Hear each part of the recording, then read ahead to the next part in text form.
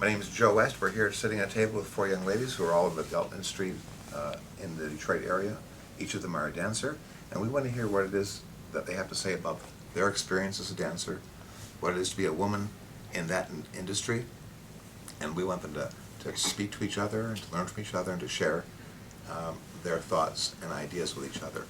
So let me first of all ask you each to introduce yourselves and tell us your age. All right, I'll go first. My name is Grace, and I'm 25. I'm Sky, and I'm 20. I'm Abigail, and I'm 20 as well. I'm Christina, and I'm 22. Okay, welcome, ladies. We appreciate your being here. So, the adult industry, the adult entertainment industry, often you're called, presumably, strippers, perhaps adult entertainers, erotic entertainers. What do you prefer? And then let's start from there. How do you describe yourselves?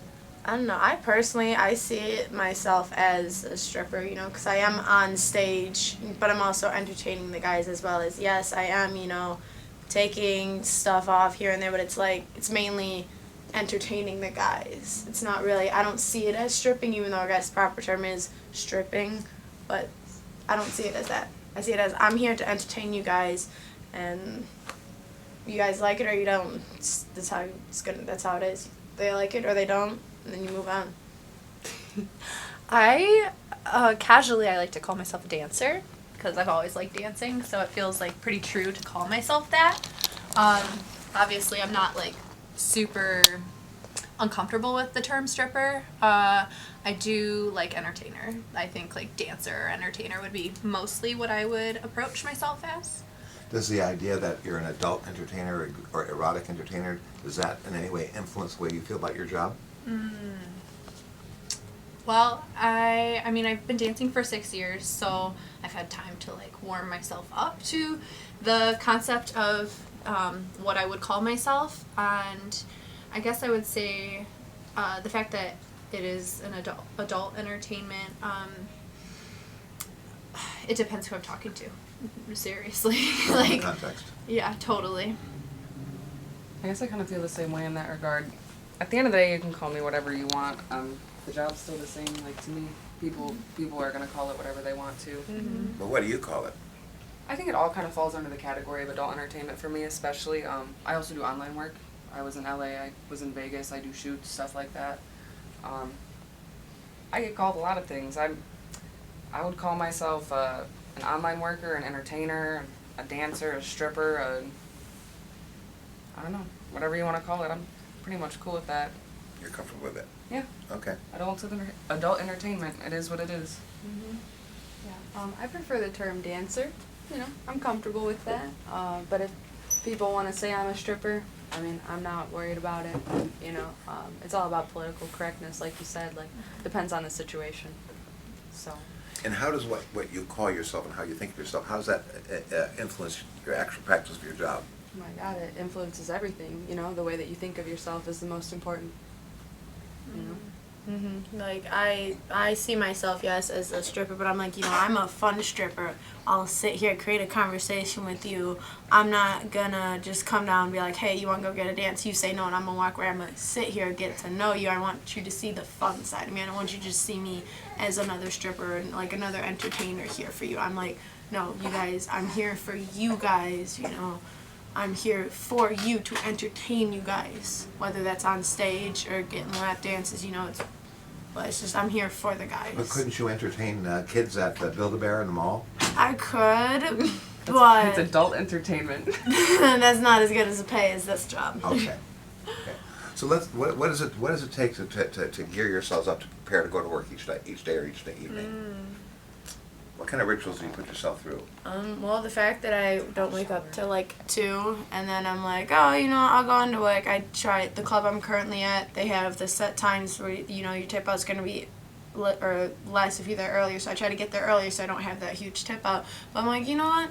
I get there when I get there. I'm just kind of cool. It's another day of work. I get to go. Work out myself using the pole and everything. 'Cause that's a workout in itself. Then it's I get to meet all these cool people, hence how this happened. I was working one night, I talked to someone, then next thing I know, I'm here. It's that never happened for me doing this until last night. I'm cool. I think it's definitely a bigger networking platform than people realize. It can be used for much more than even adult entertainment at the end of the day. Like, it puts you in a platform to meet people from all over the world. Like, where we work is a place where it is entertainment. People decide to go there for a night out instead of going to the casino, or they decide to go there instead of going to an arcade. It's their form of entertainment. It's what they want to enjoy for the night. Yeah. So, I don't know. At the end of the day, I think that's important to highlight on. And also, I think a lot of people don't even know that we pay to work, that dancers pay to work. We always have to pay a tip out. We rent the stage. We are independent contractors. We are independent entertainers. We are not employees of any club. We can go and come as we please, which is another advantage of this industry. We can really do whatever. We don't have our boss. We are our own boss. We clock in and out. The only thing that gets more expensive is our tip out for, their time, of course. But Yeah. I think that people still kind of fall under the assumption that we even We're get getting, paid, yeah, an hourly or something. or that we're on a schedule. Yeah, we do have to put in those connections with our with the people that come into the club. Really realize, like, they did decide to come here instead of going to a regular bar tonight. We have to provide the entertainment.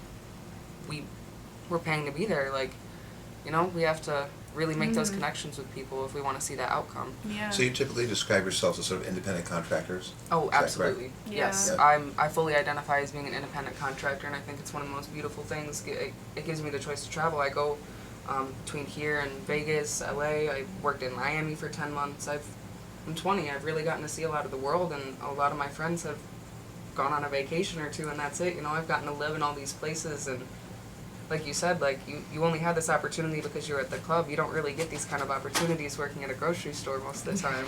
So those are the upsides, those are the positive things. Oh, But absolutely. let's talk a little bit about the negative side in the sense that you don't get an hourly wage, do you? Oh, no. No. And I feel like a lot of people do kind of assume that we do, so a lot of people will come in and kind of freeload, I guess you could say, just hang out and drink, and they think that them coming in and paying that admission fee pays us. Yeah. That's But that's not definitely one of true. the downs. Oh, no. We pay the club to be there. Mhm. It's like a hairdresser running out a chair. So can it be oppressive for you as a worker, whether you're an employee or a contractor, can it be oppressive for you to be in that environment and spend long hours there and not earn any money? Definitely. Some days it has its downsides, but I think that there's importance in saving on our good days, because when it's good, it's really good, and when it's bad, it can be really bad. So Can you actually, at the end of the day, be in debt, owe money? You're talking about the tip outs. Explain that to us. correct. How does that work exactly, and who do you have to tip? So pretty much it varies by the club, but generally we have to tip out a house mom who provides pretty much anything you could ever need. You slept over someone's house last night, you forgot a razor, a toothbrush, you need literally anything house mom has you. Food, you're covered. The DJ, you generally have to tip out, and you have to pay what is called a house fee. House fee is like, and how much it is also varies on the clubs. It varies from state to state how much that is too.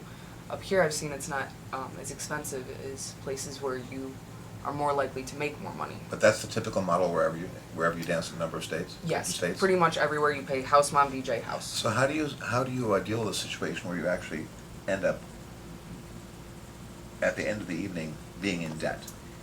Well, I'm gonna be honest, I haven't worked at too many clubs where I've run into that situation. A good manager and a good club to me, if they want me to come back, they'll tell me that it's okay for the night, which is why I stay where I do whenever I come back to Michigan. My managers are very nice. They know that I come very far here. If I don't have a good night, they let me slide. I choose to stay out of the city a little bit because they're a lot more strict about their house fee. I've had places where I've walked out with negative and I've never gone back to that club again. Said, thank you for your time. I am never going to pay you. Not in Michigan, but other states actually have a concept called back rent. So if you make $40 a night and your tip out is $100, you still have to get home tonight. You have to put gas in your car, so you only give them $20. Well, the rest of that gets put in a back rent log. Some states you can stack up your back rent anywhere to $2,000, $3,000, $4,000, and if you don't want to pay it, then you can just never work at that club again. I see. How do other girls handle it? Have you heard it? Have there become difficulties at times? Out of pocket too. Honestly, I've just recently, I was working a Thursday, and the club knows, on my good days, I make sure they're having good days, but, Thursday, I literally walked out with nothing, not a single dollar to my name, and I literally told them, like, hey, I didn't make anything tonight, the management's like, okay, well, you know, you're good, just go, because he knew I was good for my money. And on those good nights, I do tend to put that money off to the side. And I found out I made that mistake my first couple of weeks doing this. I was the one that was like, oh, cool, money. I'm going to go spend it the next day on this and spend it on this. And then I'm like, oh, I need to not be doing that. Because, you know, then I have that bad day and it's like, well, what am I going to do? So it's definitely something to keep in mind if when you are starting this like me. I've only been doing this for 3 months, you know, it's still learning the ropes and tips and tricks here and there, and it's like really helping me save my money. I probably would have been doing better if I would have saved it from the start than from like 2 months ago. So it helps to have an understanding management. Mm-hmm. What happens if you don't? What happens if your management is the opposite? Who's more aggressive? Are you actually getting into debt by working?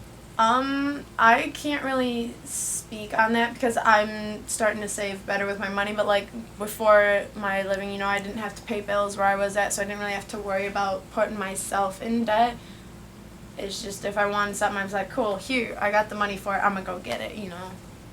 I would say it's pretty easy for some girls to do that because, like I was saying earlier, there's girls who they will just sit around on their phone all night and not try to make money, and then they're complaining at the end of the night to the managers, well, there was no one here, nah, nah, nah.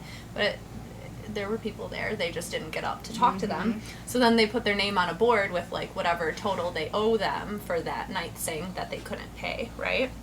And day after day, like if they're not paying, like it's gonna be there waiting for them. Like she said, if you don't pay it, you can't work. So I would say that's definitely a interesting balance of how to not be in debt, and also like you got to put yourself out there. Like if you don't talk to someone, you never know, and really like you can't just profile someone, oh, they look like they're broke, I'm not going to go talk to them, because that person could have brought $300 and wants to spend it all on you. So Well, I've had it happen too. I've had some people that are telling me to avoid certain people, like, oh, you know, Arabics don't spend money, or, you know, this doesn't do that. But, you know, I've had it in my experience. I talked to a group of guys. There was like 4 of them. They're sitting here fighting over who's going to tip me what for talking to them. And then they made it rain like $400 on stage for me.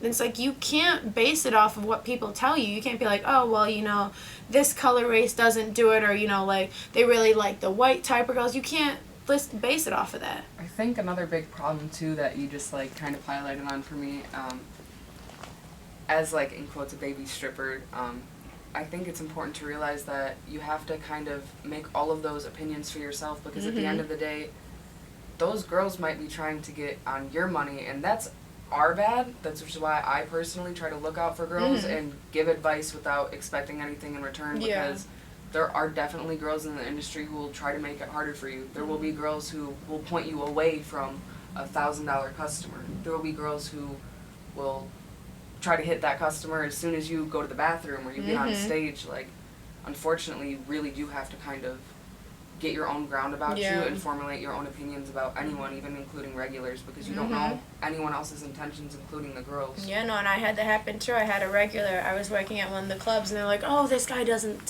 spend any of the girls. He doesn't tip any of the girls. He just buys drinks. Sat there, talked to him for like 10, 15 minutes. He's like, I don't usually do this, but next time you're on stage, I'm going to tip you. And I had a guy just the other night. He doesn't get, like, he's been to so many clubs, never got a lap dance. He got a lap dance with me because I sat here, talked to him, and actually had that nice friendly interaction. So I definitely agree with you. You can't go off of what other people are telling you. They might steer you the wrong way. Is there? That's one of the things I want to touch upon, and that is a sense of competition or camaraderie with other women who you work with, because they're It's not your hard. friends. You all come from different places, and and you all meet each other on the job. I think that it's our job individually to start changing that, because I think that even trying to dive in even a little bit deeper, if there was a bigger support system within the girls wouldn't look to people of power such as management, agents, pimps, people like this, because they don't know how to move, they don't know how to operate. These people are telling them, well, here's how you make money, here's how you dance, here's how you do this. If us girls were just doing that for each other, like, hey, you've been doing this 3 months, like, even I saw you doing such and such on the floor, like, try this, like, I do this, and it's really been working for me. There's money out there. There's money for all of us, and at the end of the day, everyone has a different type. not every guy that walks in the club is gonna like all of us the same, and that's just the bitter truth. And that doesn't mean that we have to compete for it. We can work together, and I think that whenever girls are doing this like competitive thing, which I do see very often, Yeah. unfortunately, people are looking for other ways and people to teach them things. You know, it puts people in a position where they feel like they need an agent, they need a manager, and I think that that's completely incorrect. Well, let's talk about that. Let's talk about first about club managers. Who is a good club, not who, but what is a good club manager, what's a bad club manager? And then I'm gonna talk about agents. What is the role of agents in this business? Take managers first. Okay. Management, I feel like a lot of places, they just kind of look over girls, and I understand that there's a lot of us, but at the end of the day, the entertainers pay to be there. If a club has a bad day, if they're not selling drinks, if they're not selling things, they still get our house rent. The dancers are the ones who make the clubs operate. So a good manager to me is a manager that knows that you're working hard, you're bringing the club in money, you have a bad night, they let you slide on rent. Sometimes it's not as important for that $50 that night as it is to have a happy employee, a happy girl who wants to come back every night because she knows that, you know, on my good nights I'll take care of everyone. But if I have a bad night, you know, you shouldn't have to be pressed about somebody pushing you for $50 that you didn't even make that night. Like, a good manager will understand that. A good manager will let you slide. Why would a girl ever work for a bad manager then? Because they feel like they have no other options. They don't know what their options are. What do you think? Well, I was just gonna say, I wanted to comment on her comment about you said camaraderie. It really is about pushing down those feelings of competition and really just making friends with the girls. You know, people will tell you, oh, don't make friends here, da da da. No, those girls can either be your saving grace or they can be, like your demise. You just gotta choose wisely. Yeah. Okay, let's talk about agents. What's the role of an agent in this business? Do you each have agents? Are you required to have agents? I am my own agent. Yeah, Yes. exactly. I said, yeah, I'm technically my own agent, but I know most clubs say you have to have an agent to get in. Like some of the ones around here, you know, Players, Legends, you need an agent. So you kind of gotta find one, whether it's, and it varies, because you know, I thought only Motor City Showgirls was the only agent, but then there's like Gem Productions and a couple other agents, and I'm like, those exist? Oh, I mean, I guess technically, yeah, I guess I have an agent. They haven't caught up with me in years, and they have no idea when I work and when I don't work. So, I mean, I guess technically I'm signed to Gem. What if they require you to have an agent? What does that agent provide for you, and do you have to pay that agent? Absolutely nothing. No, honestly, in my experience, the agent just goes to the clubs, make sure the girls are fitting in and everything. It's kind of well known with management, like, hey, this girl's looking for a job, you know, let her work here a couple of days, you know, and the agents don't really do anything for you. So the girls aren't paying the agent, so therefore The- it's likely that if The the agent agents is get feeding, paid they're by feeding the girls amount to of the girls club. they pull in. So, But they get paid by the club, correct? yes, by the Yeah. club. To provide fresh faces, that sort of thing. So Yes. they're always on the lookout for and recruiting Yeah. dancers. I see. So it doesn't cost you girls anything. No. Now let's talk a little about the licensing process. Most states and most cities have some type of a license that requires to regulate. What is the license process that you've had to go through? You could, most- so you're in a number of states, you've worked in a number of states, so you have to get licensed in each state you work at? It is dependent on the county, I believe, because I mean, obviously Florida's a big state, but like Miami, you don't need a card. West Palm Beach, you need a card. Everything is generally the same. You usually have to go. They do a criminal background. I don't believe that you can be a felon anymore, can you? I don't know. I think I've run into a couple of girls that have still had that background, but it's just kept really on like. Depends on what kind of felony, Yeah. probably. They do a criminal background check. You have to go to the police station to get fingerprinted, get your picture taken. They give you a card that pretty much looks like a license, which I think that that's a good thing. Whenever they do that, it keeps the amount of girls that are serious about wanting to do this down. It makes it seem more of a professional thing. Downsides is we are now in the system forever as adult entertainers. Yeah. And that too, I don't know if you want to talk about some of the license fees, but I know I was told when I was first trying to get one, I'm like, people are like, oh, it's anywhere from like $150 to like $200. Yes. So, you know, I don't know if it's different in any other states, but I know in Michigan it varies from It's like about 150. 200 anywhere. Okay. 250 anywhere. So each of you do have licenses? Yes. You're required to have a license to work here in, I currently work at a club right outside of Detroit, so I'm not within city limits. I work there because I do travel so much and I don't need my card. Cards last a year before they expire, and I don't know. It's easier for me to go in and out of a club. But I need a thought card. you had to get them updated on your birthday, like they Yep. expired on your birthday. Because I got mine in Every like year. October, and it's already having to get it on my birthday, and I'm like, Let's talk about the perils. Everyone knows about the stigma, and everyone knows about the fear, and everyone knows about the dangers. It makes the news. Obviously, it's big news when something happens. Recently in Detroit, a very large club was closed down because of repeated violations. We know that law enforcement is, keeps an eye on the clubs and the activities. What kinds of dangers and or perils do you girls face day in and day out, and what kinds of things do you have to protect yourselves against? Talk about that generally. You have to protect yourself against anything. I know that my club here is a bit more liberal because it's outside of city limits, but I know that in Detroit, you can't even be on the floor. Once you hit that bottom step, you have to have a cover on, you have to have your robe on, you have to have a skirt on. If there were to be a raid or a sting and you're on the floor without your skirt on, you can get a prostitution charge. If there's a raid or a sting and you're sitting on a customer's lap, you can get a prostitution charge. If you don't have your top on the floor, you could get a prostitution charge. So it's a matter of management making sure that you're all trained in that regard to know the Yes. rules. Yes, there are certain rules that if you don't follow, you could get in that kind of trouble without really doing much of anything at all. And could you receive a ticket? Yes, And would the club be ticketed or the girl be ticketed or both? I believe both. like I said, I've been told it's you get a ticket and the club gets a ticket. Yes.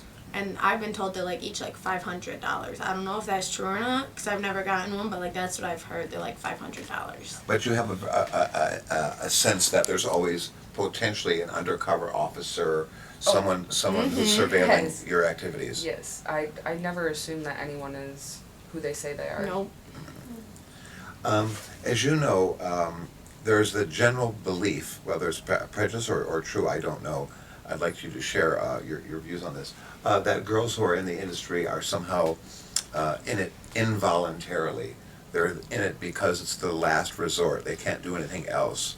They don't have the proper ID. They don't have the proper training or background, and therefore they drift into that industry, and the industry sort of uses and chews them up. Is that true? I would like to see one of those people come in and how upset they get when they realize that taking their top off isn't going to get them hundreds of dollars and that there's much more work and effort put into it than just being naked on a stage. It's not a last option. You have to be a good communicator. You have to know how to market and promote yourself. You have to know how to, you have to sell. You're selling a whole thing, like you're selling an entertainment package at the end of the day. You're selling a service. Whether that's a dance, whether that's conversation, it doesn't matter. You have to make your time with them worth it enough for them to want to pay you. Well, and see, that was my mindset when I first started. I'm like, okay, because my head was filled with, oh, you can just go on stage, make money. My head was filled with that, so I'm like getting up there, not knowing anything, looking stiff as a board, sitting here like, oh, cool, I don't got to do anything, and I'm gonna get money tossed at me. And then that really was an eye opener for me. Like, that's not what I got. I got to actually work. I got to actually talk to guys. And I guess some girls like to call it hustling. You gotta hustle the guys, but I don't really see it as hustling. I'm just trying to build that connection with them. So it sounds like, and like any other industry, you have to perform. Yeah. No one's giving to you. Well, Good job. what about, like I said, I keep using the word peril. What do you fear? My worst fear is I've had guys, they ask me like, oh, well, what are you doing after this? Or, I've seen it happen. There was a girl, she got a drink from a guy and they roofied her. Luckily, the other girls saw that and got her away from that when it happened. But that's one of my fears. I'm not old enough to drink, so therefore, I stick to like Red Bull or water or pop. But you gotta be careful with that because anyone, and I literally mean anyone, can come up while you're not looking and slip something in your drink, and the next thing you know, you're waking up in some random place. That's kind of my biggest fear. Yeah, always bringing your drink with you it seems obvious, but not for everybody. So the idea of being having a drink poisoned or adulterated in some way, what's the common phrase for it? Roofing? Yeah. Roof. That's the Roofing. expression I was not aware of, but the idea of slipping something into a drink. That's a fear. What other? Yeah. That's a legitimate fear. But that's a fear of many women in many kinds of restaurants and bars. But let's be specific to your industry as dancers. Do you feel vulnerable? What Honestly- made? Oh, go ahead. I was just gonna say, honestly, I think people want us to be ashamed and afraid, and they want to think that the sex industry is like this bad place. But like I was telling everybody, like this place really did save my life. Like the sex industry saved my ass. In what regard? In the regard that I had no money, nowhere to go. I was an independent girl with an attitude, and you know the sex industry really made me who I am, confident, and it gave me friends and a sense of belonging. You know, like I said, I think people want us to be ashamed, and that's why they put you down. Like our friends and family, like old friends and family, right? They'll put you down and say, "Oh, you're a whore. You're this. You're that." You know, but honestly, like we're just doing what these people are requesting, but only like what we want to do. You know what I'm saying? We'll never go past our own boundaries. Yeah. Why would you? You know? So yeah, I think it's a good industry, and whatever people say about it, I think that stigma should be broken. But definitely, like you guys said, you gotta be safe. You have to be safe. Safe. So you don't feel vulnerable. No, You feel empowered. I do. And that's because obviously you have some experience and you're not a naive woman coming into the business. But there are those who are naive and who are needy and who are vulnerable. You see them all the time. Yes. And what kinds of risks do they face? Um, And how have you overcome those risks? ignorance, for sure. Like you said, we gotta stick together as women. We got to. I think a lot of younger girls too make an assumption that like if somebody like tries to do something or if somebody like offers something, like I think younger girls have a harder time saying no or have a harder time like realizing they can say no. You can say no whatever you want to. You can do what you want to do, you cannot do whatever you want to do. You create the boundaries in your own world. All of us have our own personal separate experience and our separate boundaries. I think the biggest form of vulnerability for us is the fact that technically a lot of our work is not like dancing in clubs, but like if something were to happen as soon as that door shuts, as soon as that curtain closes, you have the protection. You have the protection in the club. If you see a customer anywhere else, we're criminalized. If somebody beats us, if somebody, God forbid, sexually assaults us or anything like that, we can't call the police at this point. The man can say anything. He can say that you were there for any reason. Doesn't matter if you went over for dinner. Doesn't matter if you went over because he said, hey, I want to hang out for a couple hours and I'll pay you. At the end of the day, if something happens, we don't have the safety and protection of anyone behind us, really. A man could get away with anything. It's just and presumed that you're on the prowl. pretty much. Right. That's interesting. So you have to protect yourselves in that regard. Yes, because, I mean, of course all of us are trying to fight for decriminalization of it because that would give us some form of protection. If somebody were to beat us or to hurt us, we can actually call the police and say, hey, instead of just, like, I need help, instead of them just saying, well, Too bad. too bad. You should have worn the short skirt. Pretty much. Yeah, that's the whole idea of rape culture. The victim blaming Yeah, stuff. victim blaming, exactly, victim shaming. Let's talk a little bit about the again, the general belief that those young women who are involved in the adult industry are somehow involved in sex trafficking or human trafficking. They become victimized.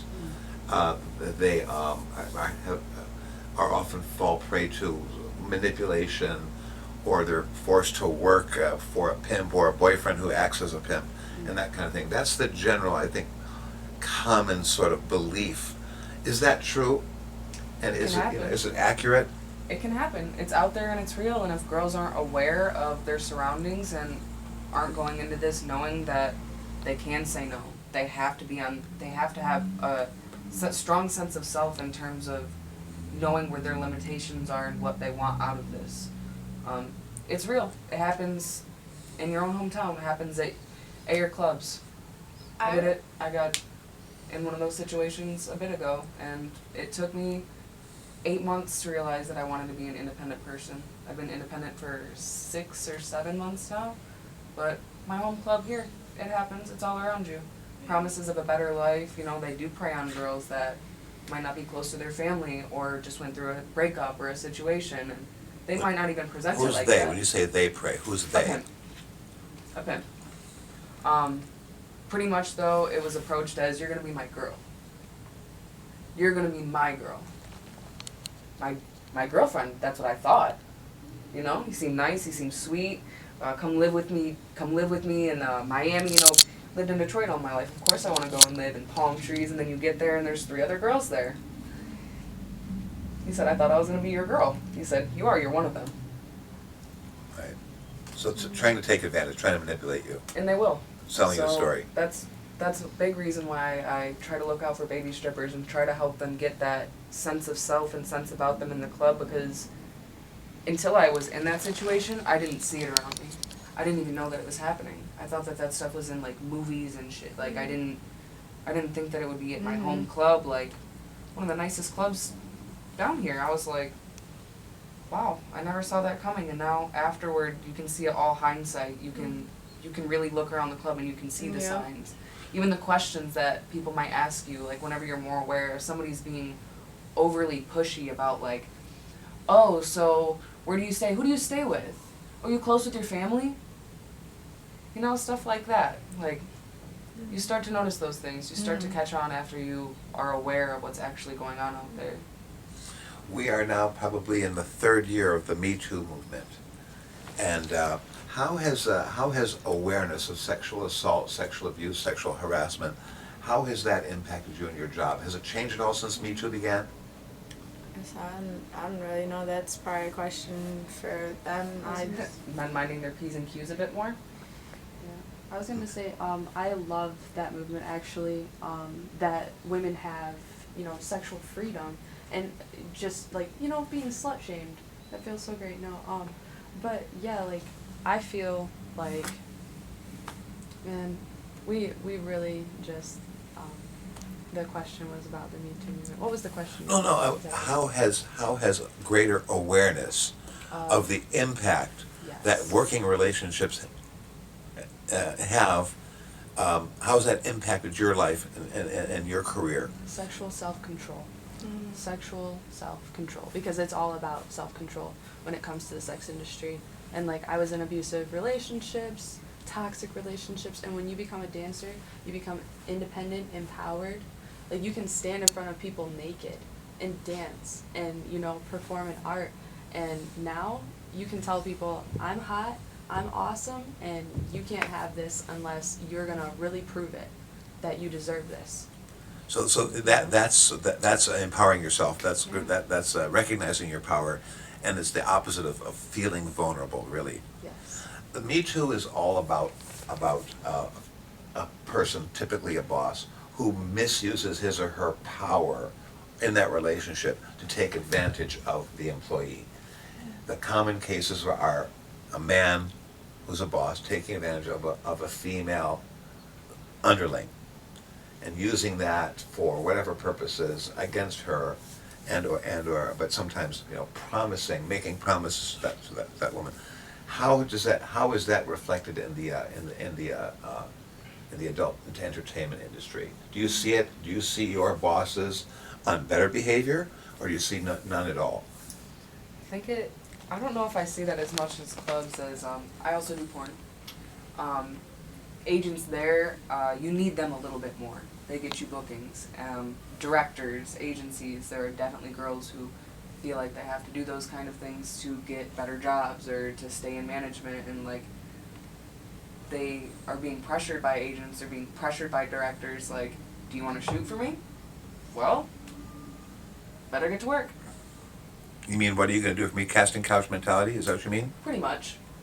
So, you know, they're reserving spots on sites and reserving work for girls who are putting in the extra work for the directors who are pressuring girls to do these kind of things. I have not really seen those kind of things in the club, because they really don't have much control over us as independent contractors, which is why I think that there's value in being independent and not having to rely on an agent or management or anything like that, because at the end of the day, all they can do is terminate us.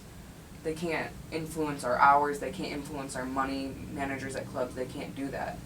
Agents in that kind of industry definitely have a little bit more power and make girls feel a little bit powerless in the fact that they have to do things or obliged to the pressure of those kind of things. I don't know, I feel like club management knows that they don't really have that kind of hold over independent contractors.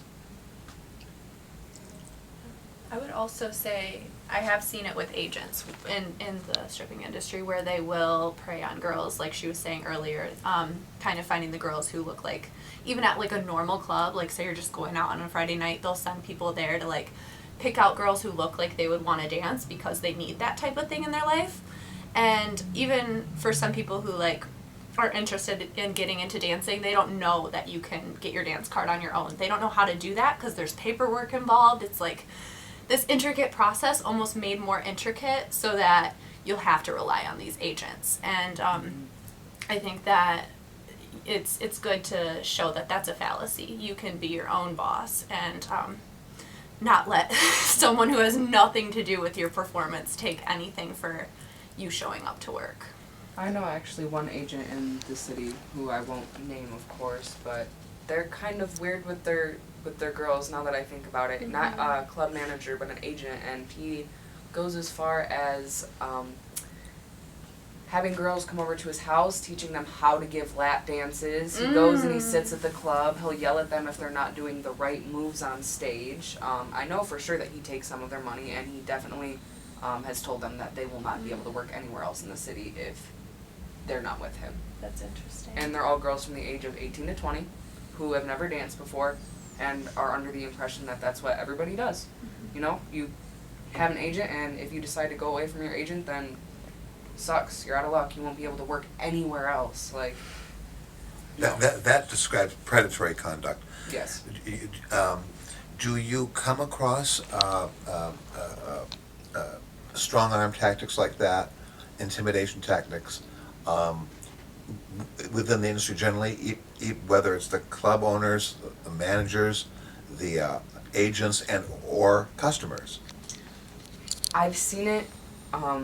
I've seen it on some of my friends who are a little bit less mature in that regard, or a little bit less self-sound. You know, some of my 18, 19-year-old friends that I've had to have the conversations of, you can say no. You need to say no. They really feel that pressure more. I pretty much put myself out there as a these are my rules kind of person. I have a pretty strong personality, so personally I've never really had those problems. But my friends have. My friends who are a little bit, you know, less bullheaded and a little bit more like shy and meek on the outside, which doesn't make it any better. I would say, yeah, younger girls. And 18 to 20. when I started, you know, when someone tells you that they will give you $300 to do a extra, as they would call it, anything outside of just a normal lap dance, and you're 18 and that's the most money you've ever been handed, like you're most likely going to say yes. But what you don't know is there's another customer sitting in that club will pay you $300, $400 just for dances. So it's creating those boundaries so that you can feel strong within your own to say no, knowing that someone's going to want you either way. Mm-hmm. Yeah. I've had nights where I've said to myself though, like, people will offer that. People will say $200, $300. I'll go home with $0 in my respect before I'll settle. Yeah, I had a guy just last night. This happened. It was his birthday, their friend's birthday, and they pulled me over because you know that he got the hot seat, and so they're like, okay, well, you know, I'm gonna give you like this certain amount of money. You know, we've been trying to get girls to do it because he's disabled, and you know he doesn't get this for a while. You know, pretty much trying to somehow convince me to go and, you know, fuck his friend. And it's like, I'm not gonna do that. I don't care how much you pay me, I'm not gonna do that. I'm not gonna lower my standards so your friend can have a good time. I'm needing to make money, yes, but that doesn't mean I'm gonna lower myself to do that. I'll make money on the stage, and that's, if I make money on stage, I make money on stage. And sorry. You're talking about just gonna compromises. You're not willing to compromise. You have to, like I Yeah. said, like many of you said, set your own boundaries and maintain them. Is there a sisterhood among dancers, or is it the exact opposite? Is it, you know, cat think so. fighting cat Yeah, house kind it's of both. mentality? What Yeah, is it's it? both. Both? It depends, because like I've had it at clubs where I've had girls, you know, they think they're trying to help me, but then really they're talking crap to other customers about me. And then I've been at one club where I literally, all of us girls were, you know, it was a small club, it just opened up, you know, we're sitting here, we're all like, wow, this is actually a really nice group of girls to work with, and you know, we even told each other like, if we can work with each other, it'd be amazing because you know we're all sitting here, we're cheering each other on. One of us does a cool trick, no one's cheering. Here we are, we're sitting here yelling, woo, you know, cheering them on because they're doing this. Because this is not an easy job. Yes, we do pole tricks and everything, but that is not easy. Right. I think it depends on the club you're going to. I've made it a priority for myself to stick to smaller clubs because those clubs have girls who actually are wanting to stay in this more safe environment. I actually work at a club where there's no curtains or anything involved. It's just one big room with multiple couches. So that allows for none of the hanky-panky crap to go on. And if it does, then there's 12 eyes on you and they're telling someone and you're out of that club. And as far as the girls being nice to each other, obviously there's going to be cattiness amongst women outside of the club. So yes, there's going to be cattiness inside the club. But I think that it's to a minimum when you're not competing. Like, for example, my club, 35 is usually a high number for people to work. And I've worked at clubs, so there's 70 people a night. And I'm sure you're in Vegas, there's 200 people a night. So Miami. the cattiness is going to increase with the amount of dancers on the floor. Of course. I think that- If you know the history of labor relations, is management always trying to take advantage of and divide staff, employees. Does that happen in this industry? Do they want to keep you divided? Yes. Yeah. It's staff and dancers, like bartenders and dancers. There's such a division between the two. And I mean dancer and dancer, but like I said, you gotta fight that division and really like try to stay together. Yeah, because I've had it. I had another girl. She was telling me one of the bartenders, she didn't tip them that well, or like a customer was screwing up something, and then they're sitting here, they're just giving the girl, the dancer, just death stare. All the waiters and waitresses are just sitting here death staring her because I guess somehow she screwed up them getting money or they screwed up her. I don't know. There was some story I was hearing, and I'm sitting here, I'm like, really? The wait staff is gonna look at us all weird and everything because we didn't do this or we didn't tip you guys that well?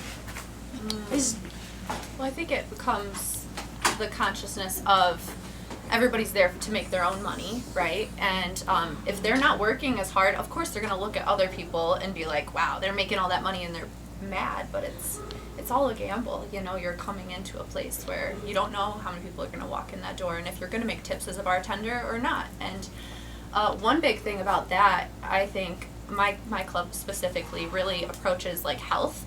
They have like signs up in the back, like if you're a bartender and you're not going to the gym, if you're not doing your nails, like you're gonna not make as much. So I think they do try to support everybody making money by telling you to take care of yourself so that you're interesting. You know, nobody wants, I mean, obviously, I don't want to say nobody, but a lot of people don't want to come to a club with an ugly bartender and ugly entertainment. Sure. Ultimately, you're all a reflection. Right. Okay, well, we're ready to wind up. Is there anything else that you wanted to add to this conversation? Really briefly, you might have to edit this back, but you asked about how to get ready for a shift, and I thought that was a really great question because as I've worked longer throughout the years, I've noticed like you will be sore from this job. You know, you're busting your butt for 7+ hours a night. So In heels. In heels. So if you're not stretching, get stretching. If you're Yes. not stretching, get stretching some more. yep, that was And- my mistake. I wasn't. Yeah, you'll definitely find some ways to hurt yourself. So that, and then making sure you're taking care of yourself with food too, because I found a lot of clubs, some have really nice like gourmet food, but some of them don't. And so like make sure that you're taking time to prepare to work for, you're an athlete essentially. So I think it's important to send that message too. One final question. There's a I think a general belief that most dancers are transient workers. What are the advantages to being independent and transient and or staying at one home club and sort of like developing a relationship there?